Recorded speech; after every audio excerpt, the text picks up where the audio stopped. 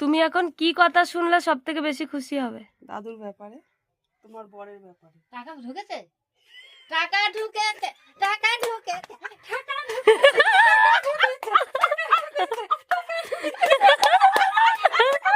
টাকা ঢুকেছে তোমাকে বলেছি এখনো আমরা? তোমাকে এখনো বলেছি টাকা ঢুকেছে? সরে যাও, টাকা ঢোকেনি। তোমাকে বলেছি, তুমি নাচ কেন করলে? তোমাকে কি বললাম যে দিদা দাদুর টাকা ঢুকেছে? দাদুর ব্যাপারে বললি? দাদুর ব্যাপারে তো এটাও বলতে পারি যে ও আর ওষুধ মজুদ খেতে হবে না, দাদু একদম সুস্থ হয়ে গেছে, এটাও তো হতে পারে।